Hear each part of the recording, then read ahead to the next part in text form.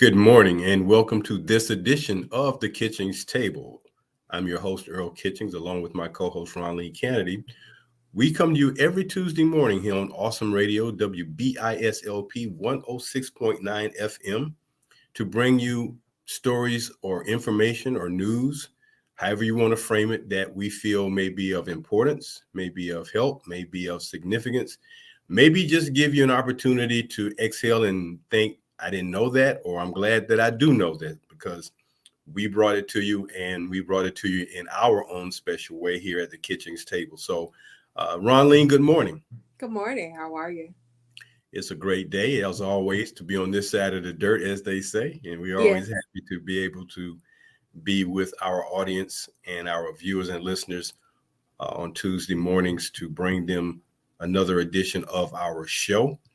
And we talk about things that are relevant to us each and every day, uh, from serious to fun. And today is another one of those somewhat serious topics that we want to bring to our viewers and listeners simply because it is always considered one of the most deadliest ways for a person to have a medical situation that is in a lot of respects irreversible. When something like a stroke happens, they've already concluded that if you catch it early enough, they can treat it and minimize it. If not, it can cause irreparable damage, excuse me, can't be repaired, can't be reversed, can't be changed.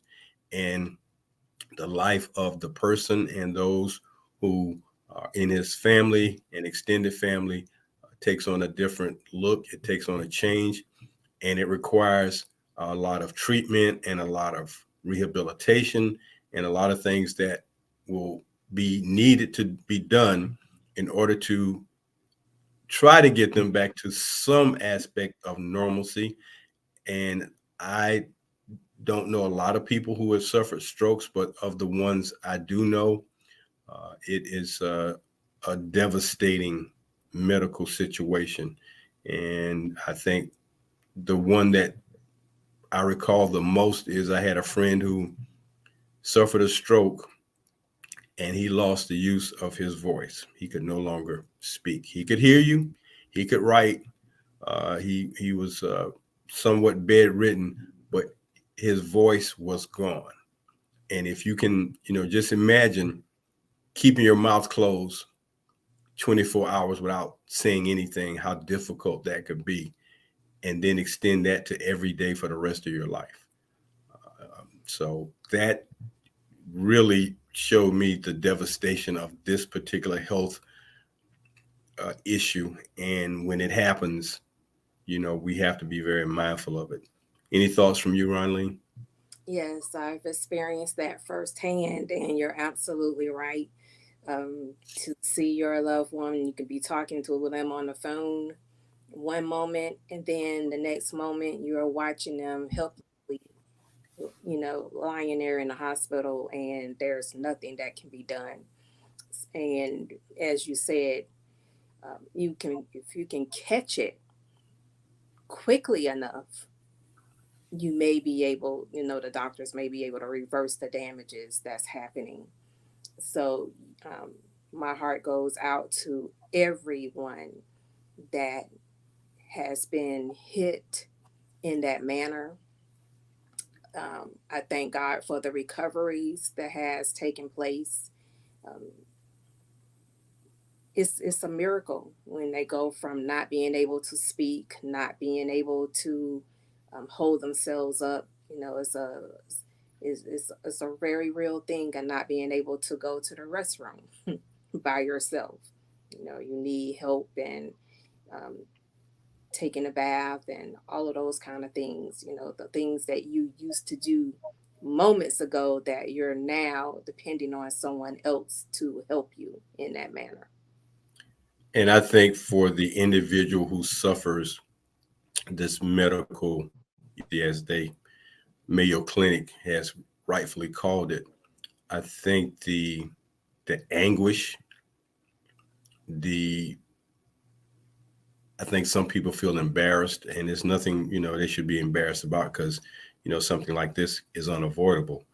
But the effects that come from this particular situation, when all of a sudden you now must depend on other people to help you do things, especially those things as it relates to uh, going to the bathroom or taking a bath, getting dressed, or even more. I mean, the treatment and the rehabbing from this situation is long term and requires a lot of rehabilitation in order to hopefully get someone back to some parts of normalcy. I have a friend of mine. He was a baseball coach, a football coach, and he's younger than me. And he about maybe 4 to 5 years ago, maybe 3 years ago, maybe he suffered a stroke, and uh, yeah, I'm sure it was devastating to him. I'm sure it still is devastating to him, but he's doing a whole lot better. He's able to drive himself around now. He has limited use of one of his arms, and he has a slight uh, difficulty in his walking. Not a lot of difficulty, but he gets around, and he's able to speak. His language is not slurred. It's a little slower, but to see that happen the way it did in a matter of hours, minutes, when it happened, when I got the news that that had happened to him, is just unbelievable. And you just think about all the things they must be going through and the things they're going to have to deal with. And I think one of the biggest things that people who are friends or family members can do in those early days is make yourself available for visits, to let them know that you're there for them, that you're supporting them, that you care about them. Because one of the loneliest places in the world, Ronline, from my experience, is a hospital. It is a very lonely place, because your time there as a family member or friend is limited. You can go by there on a day to day basis, but it's going to be limited. And after the visits are over, that person is just there in that room, in that bed, lying there, marking time for the most part. And it's difficult, especially if you have a medical situation that you weren't expecting to happen. And now here it is, and you're processing how to get yourself better. What are you going to do? How are you going to do it? I mean, I'm sure you have a lot of time to think about so many things. And, again, I hope that the visits I did pay were appreciated to the point where it let them know that, hey, I'm here for you. I can do what I can do, which, as we say, what can I do for you? You can't do but so much. But being in that room and not having someone to talk to can be very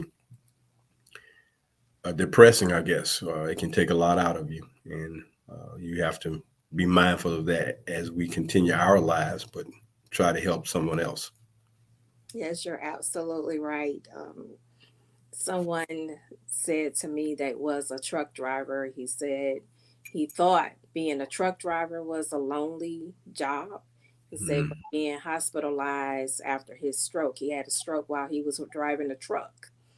And he said that was one of the loneliest periods in his life. He said, no matter, as you say, with the limited visits, once that person leaves the room or whatever, you're back to your own thoughts of, how am I going to regain um, gainfully employed, being gainfully employed back into my life? And you're thinking about all of the bills, that's already, that was due. Now they're going to be past due because you're no longer able to work.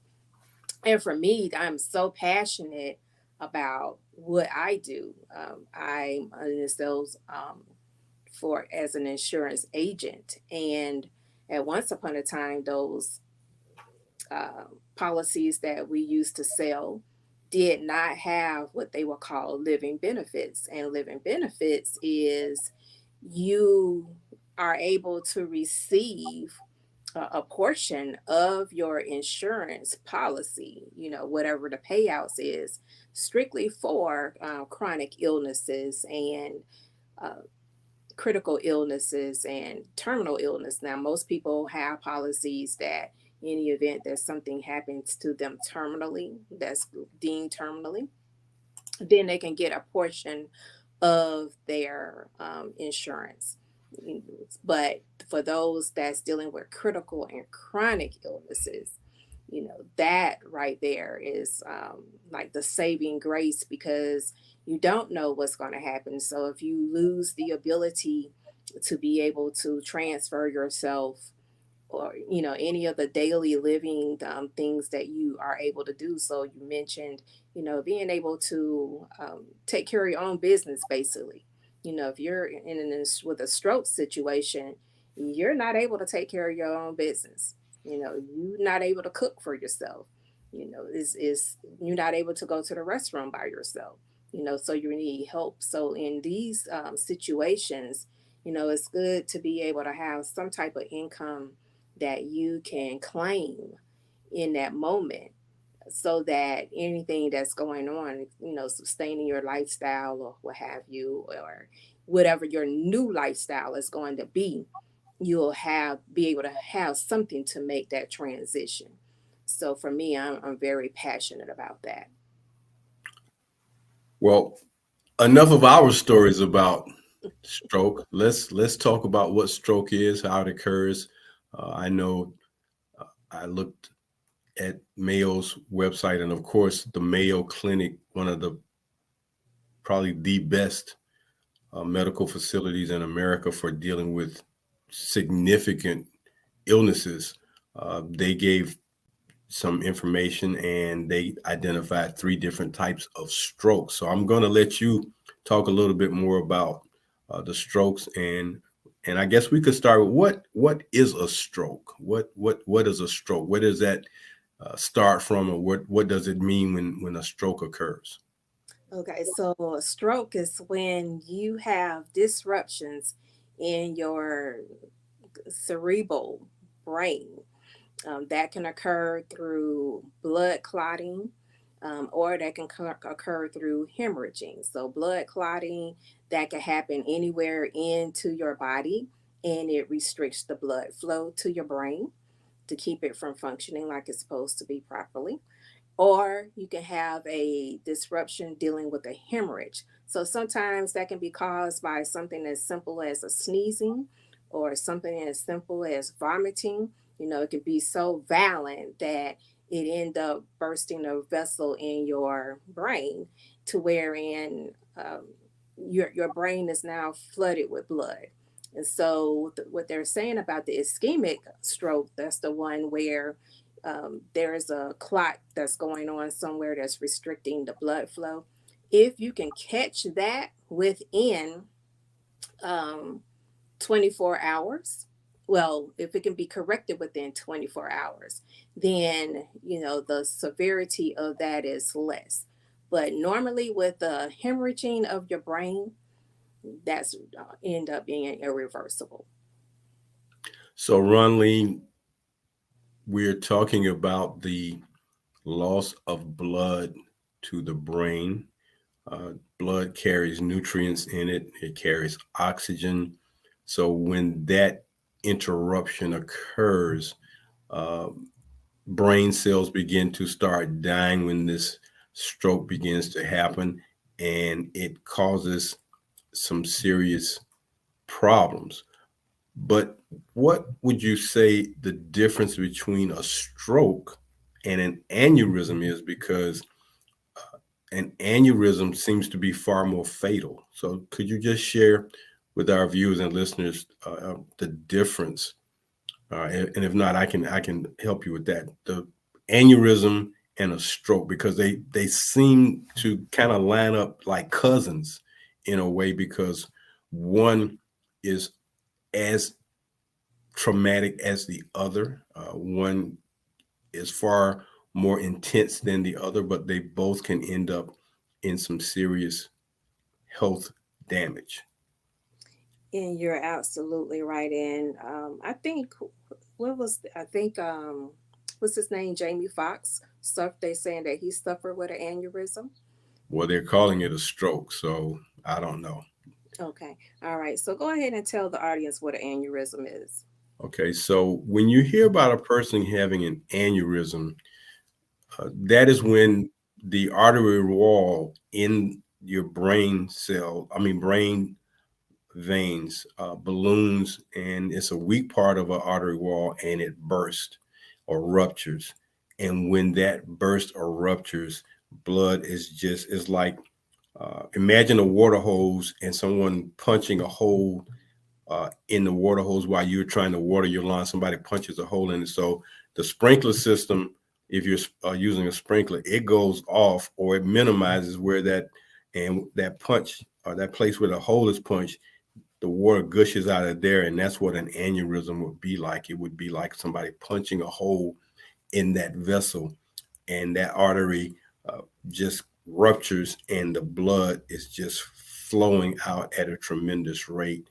And before you know it, the person is gone because there's not much you can do if a person suffers that kind of trauma in the brain because it becomes very, very detrimental. And even if they are able to save that person, normally what it means is the person has lost so much blood, so many brain cells have died that the person, for the most part, ends up in a vegetative state.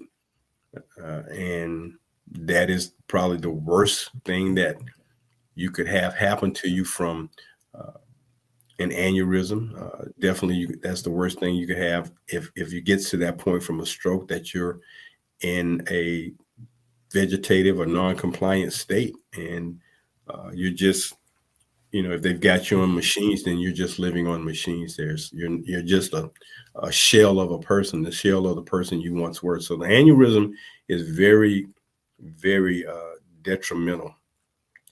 Whereas a stroke, they have found ways to minimize it if you catch it early enough, and if it's not grave enough. So that's the aneurysm part. Yes, and aneurysm falls up under the hemorrhaging of when that stroke happens, the hemorrhaging of the brain. And like you said, once the brain is flooded with blood, your brain cells just quickly die. And, normally that's irreversible as opposed to having a blood clot in your body that's slowing down the blood to your brain and causing a disruption there, which is the ischemic stroke. So I'm thankful that you were able to bring that out to the audience more so.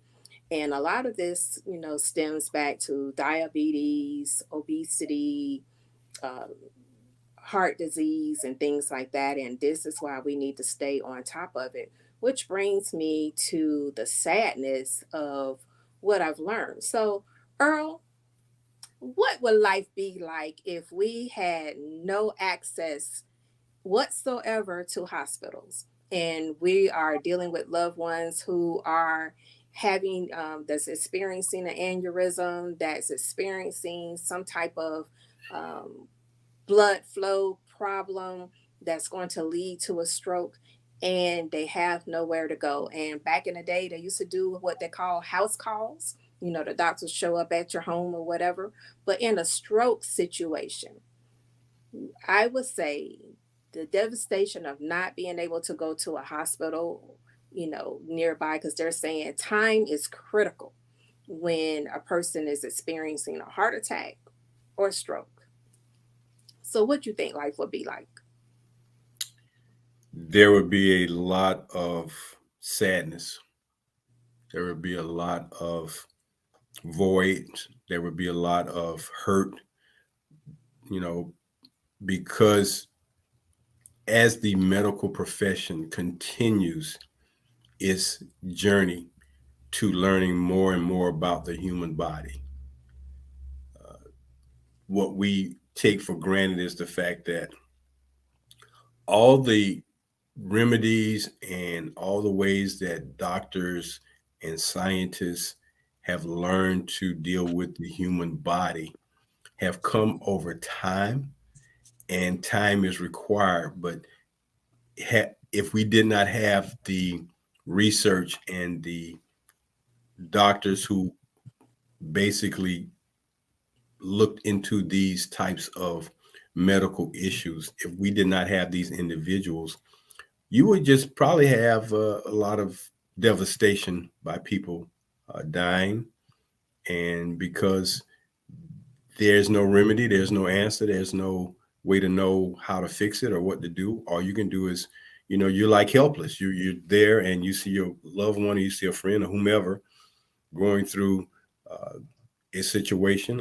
It's like seeing someone go through having, when the person is going through convulsions and things like that, and there's nothing you can do about it. You have to wait for time to either stop it, or if you don't know what to do, then you're helpless and you just watch it happen. And if the severity of the stroke is to the point where it's so irreversible that it makes you an invalid from, or quadriplegic from the neck down, or whatever happens, or you're just a vessel with no more life, then these are the things that we would have experienced had we not had the scientists and the doctors do the research to learn more about it. And they continue to do research and to learn more about the human body. So I think we are blessed to live in this day and time where technology, when you think about the technology that has occurred, from not only the equipment used to perform medical procedures, but the technology in creating medicines that minimize uh, some of these illnesses. When you think about the fact that uh, a black female doctor helped find not so much a cure, but a way to slow down or minimize COVID-19 in such a very short amount of time. So technology is definitely playing a big part in this.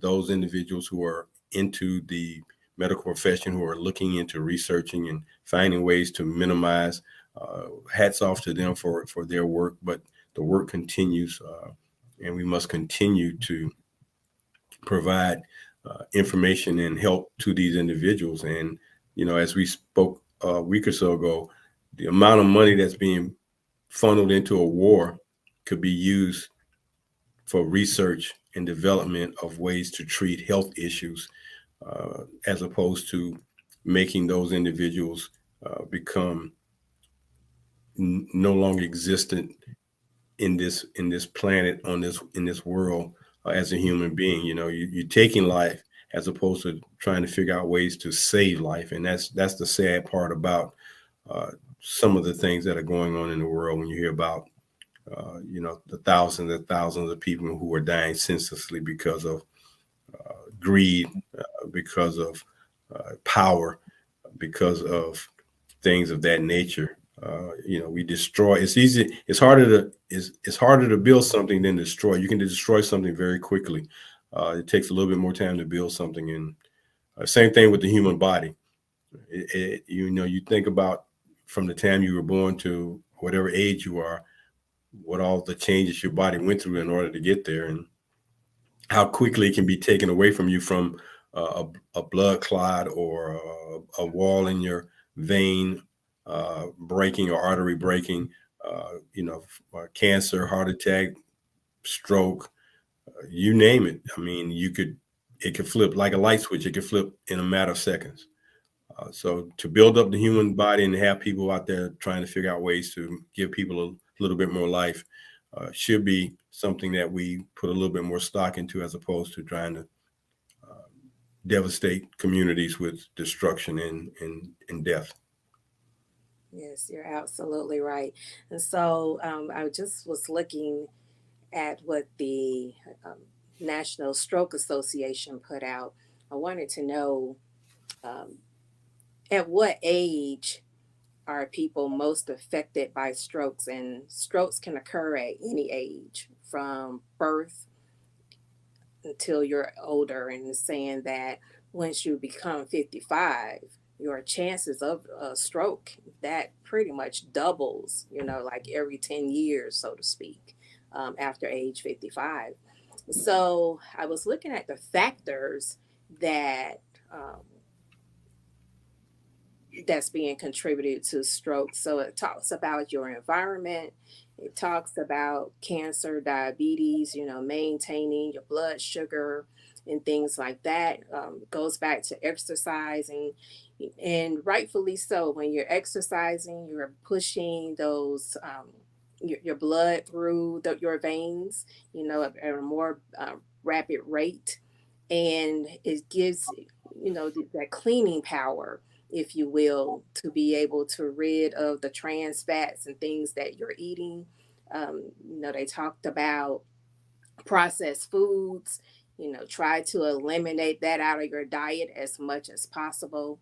Stick with your fruits and vegetables and things that are high in the vitamin A and vitamin B and C's and all of that kind of stuff. So, uh, I know for you, you've been on that nutrition kick. I know you were telling me, look, you need to do your smoothies, put as much greens and vegetable fruits as much as possible into your diet. So you want to talk about that? Well, I think it's important to be in control of your diet. I mean, I think we all have a propensity to eat what we like to eat what satisfies our palate, eat what makes us feel good, whether it, causes us to gain some pounds or not. We want to enjoy what we want to enjoy. And when we don't take into account the foods we're eating, the quantity of some of the things we shouldn't be eating or drinking, uh, it ends up in the body. And if the body does not get rid of it, it sticks around and it causes problems. So, yeah, you need to be mindful of your diet. And then when you talk about exercising, when you're young, you exercise a lot more uh, engagingly than when you get older. When you get older, you don't do as much exercising, and you put it very eloquently by saying uh, to clean your body out with some of the things that you need to clean it out with, to flush everything through. Well, when as you get old, become an older adult, you don't want to do some of the things that you should do. So, uh, a diet is important, exercise is important, and when you can make sure those blood vessels are strong and healthy and are not being attacked by whatever disease, or the fact that it's some fat there, or cholesterol there, or whatever is there to cause that issue from your blood vessels shrinking or being restricted, it leads to problems with heart attacks and strokes and other things. So uh, we have to do as good of a job as we can, and until unless you do that, and until you do that, you run the risk, as they say, you run the risk of having that heart attack or having that stroke. So is that what you want? No. But well, stop eating that. Yeah, but I like that. Well, stop smoking that, but I like to smoke. Well, stop drinking that. Well, I like to have a drink. I mean, moderation. I Yes. think moderation at times is one thing. And then speaking of smoking, I think the one thing about smoking that people don't really understand about smoking, and you know smoking cigarettes are uh, have a lot of chemicals in them, and that's what I don't think a lot of people realize. Cigarette tobacco, then you have the paper that is rolled in, then you have the filter. So it's chemicals in that, because it's not so much just tobacco. It's chemicals that they put in these things that cause, when you put heat or fire to them, it causes chemicals to react. It gives you a good feeling. You might look cool, but when you look at some of the commercials about people smoking and what happens to them, it's not cool when you see parts of your body cut up. But same thing with stroke. So, Ronnie, can you give some signs and symptoms of what a stroke would include so that our viewers and listeners, I know that for those who know, then they know, but the ones who have kind of been on the peripheral of not really knowing, what are some of the signs and symptoms of stroke? Okay. Well, right now we're going to let you do our station identification and we'll come right back to that. Well, you're listening to the Kitchings Table here on WBISLP, Awesome Radio, 106.9 FM. Catch us every Tuesday morning here at 10 a.m. You can also catch us on Roku TV, GPAC 23, but especially on Facebook Live and YouTube. Check us out, the Kitchings Table, and we're here every Tuesday morning for those of you who want to join us. Ronline? Yes. So if you can think of the acronym FAST, FAST. Now, let me just cut in real quick. Now, when I was in college, we had the acronym FAST too for photography. And Okay. I'm sure they're not the same thing. So when you said fast, I'm like, wow, we're fast, like what I learned in college for doing photography. Hmm, I don't know if So it's the same we'll come back to what your acronym is. thing. Well, Okay. stay on track of what the acronym for stroke. Okay, the stroke fast. The stroke fast, yes. Okay. So if you notice changes in a person's face, to wherein if you're asking them to smile, and that is the first key thing. If you can ask them to smile and their smile is not looking right, they may be able to move the muscles on one side of the face versus the other side. Then you need to call 911, and it's really just that simple. So, and you need to act fast, um, as soon as possible, that they can get the medical treatment. And just weeks ago, I remember when I called 911, no one answered. No one And answered. no one answered. No And one answered 911. no one answered 911. Oh my goodness. So I would say to learn the non-emergency number, because that is the way I ended up with someone on the phone. And they're saying that there's a shortage of 911 operators due to this pandemic. So it's like you're at the hands of mercy of trying to get your loved one to a medical facility ASAP. And going to the urgent care centers is not the key. You need them No. at a full hospital. And this is why we cannot afford to have hospitals closing.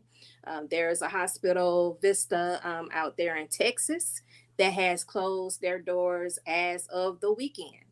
And I found out during my research that it's a lot of hospitals that has been closing with since 2020. So can you imagine a hospital being closed that you're used to going to, or that is in your neighborhood, and you need to get to a medical facility right away? Well, I can imagine when there were no hospitals in my community at all.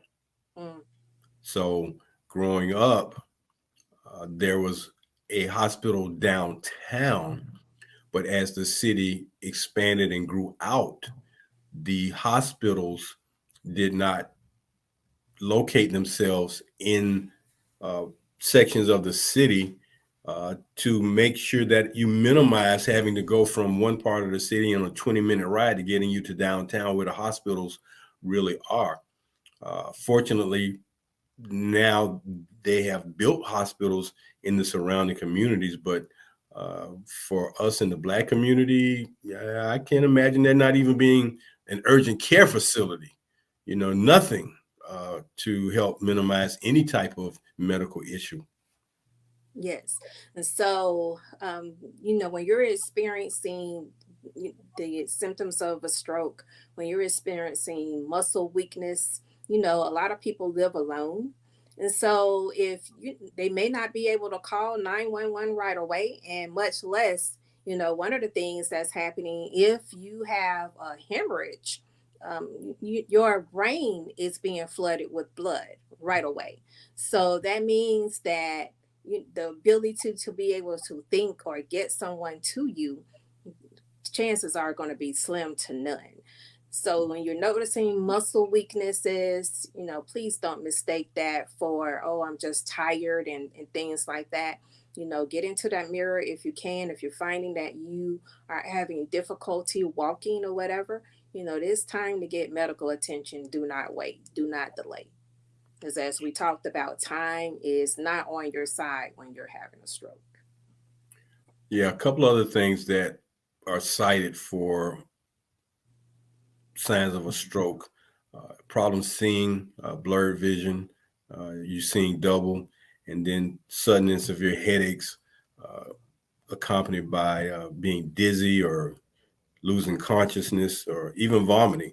So, those things that you've identified, along with your seeing and headaches, are all potential signs of a stroke occurring. And if that happens, you need to call 911 right away.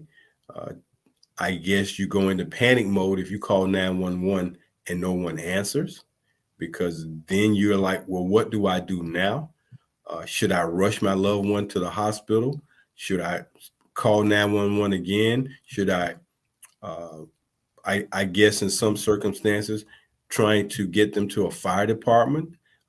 If you don't know where the fire department is in your neighborhood or community, that could be another issue, because you see the fire trucks and you see the ambulances rolling out when they have to go on calls. But if you don't know where those locations are, you might run into another situation. So being observant, I think sometimes when we are riding around in communities, being observant helps. uh, Locate or know where a fire station is, and being able to get someone to that fire station in the event that 911 is not answering may be your only option. And you're right. And then let's say, for instance, that you are able to dial 911 and you're the only one there and you're the one that's having the stroke. They may not be able to understand you because your like you said about your vision, your speech is one of the things, like you were talking about your friend no longer able to speak, but your speech is being slurred because the muscles that you're depending on in your face are not able to move, is being restricted, to be able to make the sounds that's needed in order for someone to be able to communicate with you. So, all of that, I remember when you were talking about remembering how to dial 911, and not be having someone on the other phone, on the other side of that phone to answer. I thought about, when we were coming up, there were emergency numbers. Remember that? That were by the telephone. There was a designated place for your telephone. The telephone table is what I call it. And hey, who to contact in the case of emergency. So I think we need to go back to that. Everything doesn't need to be just held in your cell phones. It's okay to write things down. I know they're talking about saving paper and, saving trees and this, that, and the other, but you need to have some kind of reference point so that when someone, is with you, they'll know who to contact. Or, as you say, do not hesitate to flag down a neighbor or whatever to help you get that person out, because once you're losing consciousness, you become very heavy, um, and being able to have you to be transported trying to get to a medical facility, that may become difficult. So every moment counts in this process. Well, interesting enough, when you spoke about having numbers uh, by the phone when we were growing up, for those who can remember this far back, and of course those who have no idea, before the 911 number came on the scene and became in effect, the only number you would dial was zero for the operator. And the operator basically had to facilitate where that call should go. And imagine being flooded with all these zero calls back during a time when there was no 911 and nothing else like that, but to take care of health issues.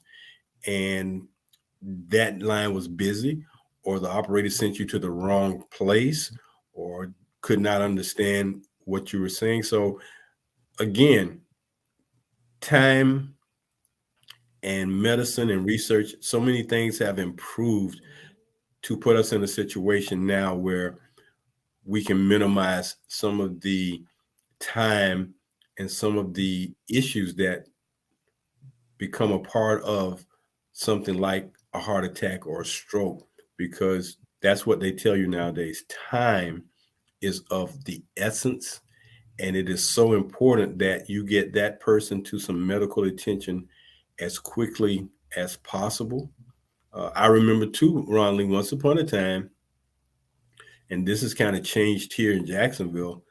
There used to be a few ambulance companies operating in the city, private ambulance companies. They are not as prevalent as they once were. I had a classmate who used to be a firefighter and an EMT, and he started his own ambulance company, and he used to have 6 or 7 trucks. So that situation is going away. So now, most of the time, when you make that call, you're going to see fire and rescue on the scene uh, with the ambulance for medical attentions. The EMTs show up. So things have changed so much over time, and thank goodness technology. And we have to be thankful that the invention of a computer came about to expedite time, because that's what the computer has now done. It expedites time. You don't have to, go ask someone to look something up. It's right there available for you. Yes, you're absolutely right. So it made me think about when I was talking about um, not being able to get to a medical facility in time. So they have what they call telemedicine, to wherein you can actually call into like a chat line kind of thing and be told what to do, and that serves the people that's out in the rural areas and things like that. But as you're saying, we need to get to know what's in our neighborhood and into our communities. How quickly can you get medical treatment? How quickly can what route that you need to go in order to be able to get there, and go and talk to these people. Let them, because we may know where a fire station is, but they could be out, putting out a fire on on an emergency, at the time that you are having an emergency.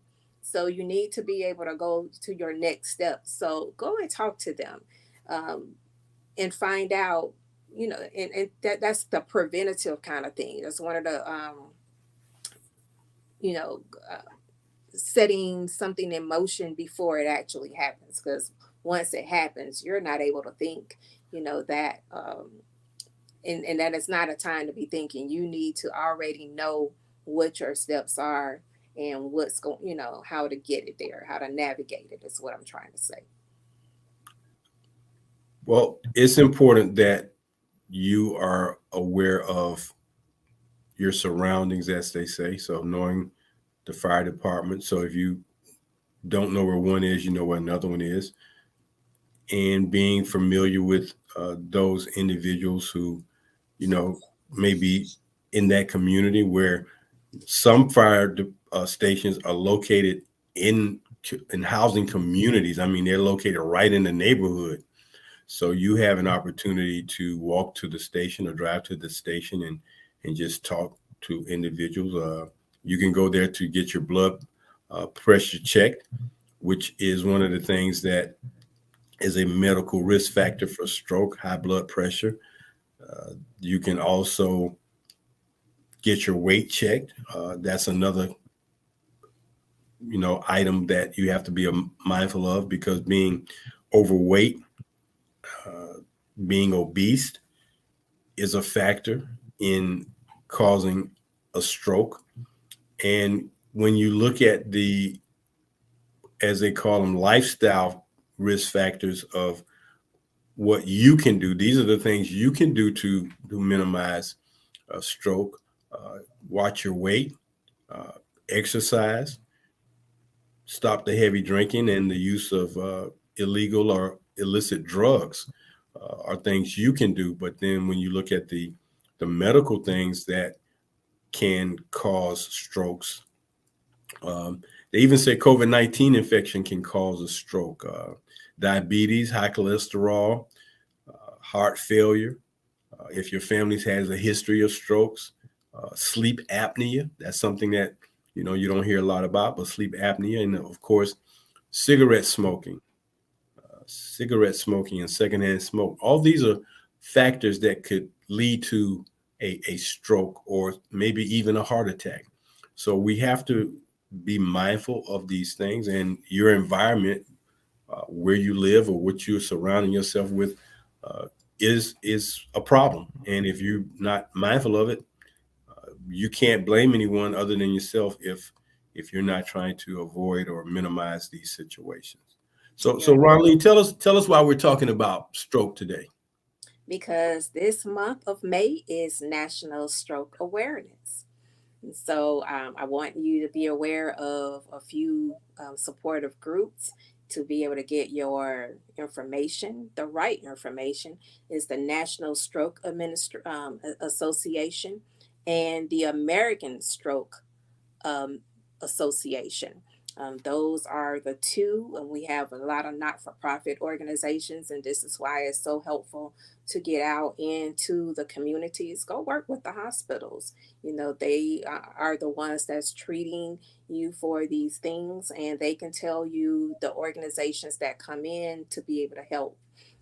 There are caregiving services that are available that if you go to the hospitals or whatever, they can tell you who those organizations are, those not for profit organizations, so that in the event that it happens to you, you can be able to have someone to reach out to immediately to be able to get into a support group, to be able to get the care and services that you need for your loved one.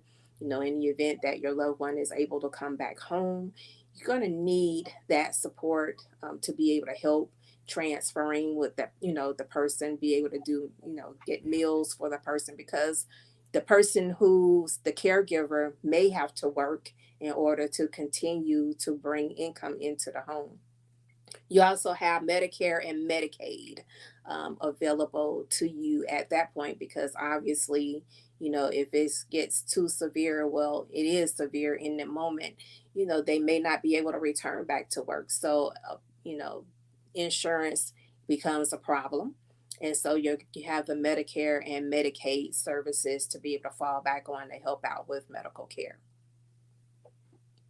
All of these things are important, and all of these things are things we must be mindful of in an effort to make sure that this situation, this health emergency, is caught in time and minimized, and it can be controlled by medical professionals. And that's the last thing we want to deal with, is having something like that happen. And it's so important. And I'm glad you brought this to the show today, to be mindful that this is National Stroke Awareness Month. And it's important that, again, in the Black communities, we do all that we can to minimize those health issues that seem to be so prevalent for us. If you don't know, the fact that health care for Black communities are at a very higher rate than at other communities. We get less attention. Money factors into this. So we have to take care of ourselves. And if we're not doing that, it creates a problem for those who will eventually have to care for us, or medical people who, you go to a hospital, you go to a doctor, and they ask you questions, and you can't give the correct answers in order for them to help you. And it creates a problem. So we have to be very mindful of that. And as we deal with this and keep our focus on the fact that stroke is a very critical part of life, we must be mindful that we have to do our part. You're absolutely right. And reach out to the National Institute of Health. They do a lot of research. They're a federal agency, and also the Centers for Disease and Control Prevention, the CDC. They do a lot of research as well. And get those materials, study what they are so that you will be able to help someone else. Very good. Well, Ronline, again, thank you so much for bringing Stroke Awareness Month to our attention today, and we hope that those who are watching our show today have gotten something of value out of our discussion and our chat, and hopefully they will do something to, as they say, be more mindful of what's going on. So we are closing out today's show here at the Kitchings Table. We thank you for joining us. Please join us every Tuesday morning at 10 a.m. here on WBIS LP 106.9 FM. Awesome radio. That's where you can find the Kitchings Table. And for myself and Ronline Cannady, we hope you have a great week. And as we always say, do something good for someone else. Ronline, have a great week. All right, you too, and thank you. All right. Take care, everybody.